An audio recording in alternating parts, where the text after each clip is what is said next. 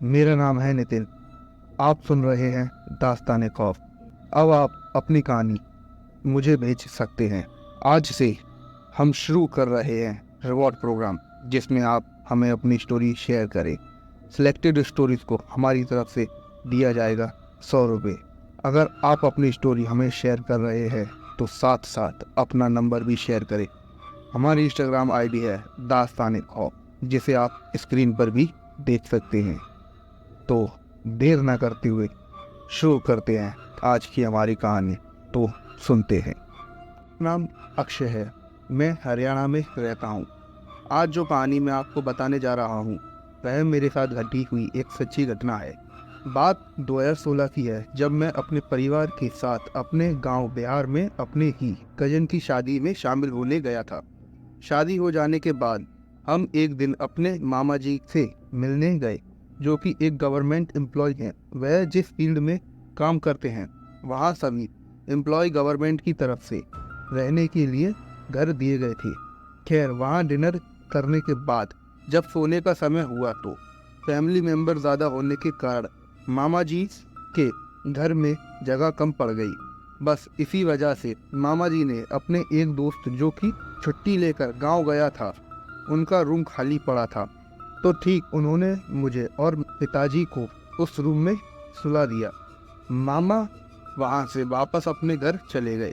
मेरे पिताजी की हमेशा से एक आदत थी, वह हमेशा सोने से पहले अपने फ़ोन में हनुमान चालीसा चलाकर उसे सुनते सुनते सो जाते हैं। उस रात भी पिताजी ने ऐसा ही किया। मैं भी ठीक पिताजी के साथ ही अपोजिट फेस करके सो रहा था। आपको तो मालूम ही है, नई जगह पर अजीब लगता है, जल्दी से नींद नहीं आती। मैं बस अपनी आंखें बंद करके लेटा हुआ था।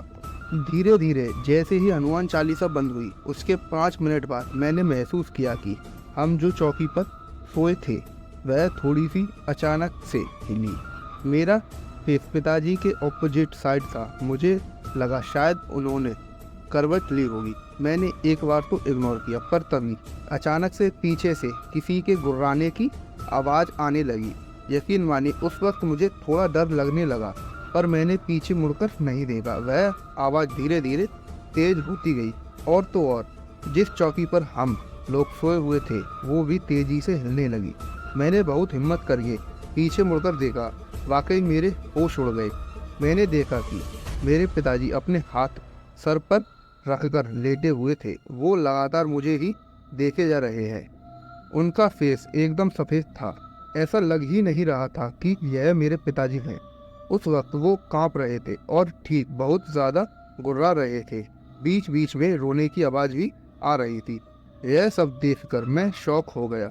डर के मारे मुझे कुछ भी समझ नहीं आ रहा था कि मैं क्या रिएक्ट करूं। उसी वक्त नहीं मालूम मेरे साथ ऐसा क्या हुआ, मैंने मन में हनुमान चालीसा का नाम लेकर पिताजी के कंधे पर धीरे से हाथ रखा और तेजी से चिल्लाया, पिताजी। इतना कहते ही ऐसा लगा मानो जैसे पिताजी अचानक से होश में आ गए। मैंने पिताजी से पूछा कि आपको क्या हुआ था। उन्होंने कहा, कुछ नहीं, कुछ भी तो नहीं हुआ। मैंने तुरंत ही मामा को फ़ोन किया। मैंने उन्हें जल्दी से आने को कहा। 5 मिनट में वे वहाँ पहुँच गए। मैंने जल्दी से ये सब कुछ मामा को बताया। उन्होंने कहा, ऐसा कुछ नहीं है, तुमने शायद कोई बुरा सपना देखा होगा। वैसे ये कमरा मेरे किसी मुस्लिम दोस्त का है, पर तुम एक काम करो, तुम दोनों हमारे रूम पर सो जाओ, मैं अकेला यहाँ सो जाता हूँ। इतना कहने के बाद वह मुझे और पिताजी को अपने रूम में सुलाकर खुद वापस वहाँ पर आ गए। अब हम आराम से सो रहे थे, लेकिन कुछ 1 घंटे के बाद मामा वापस आ गए। उस वक्त वो कुछ अगरबत्तियाँ लेकर जाने लगे।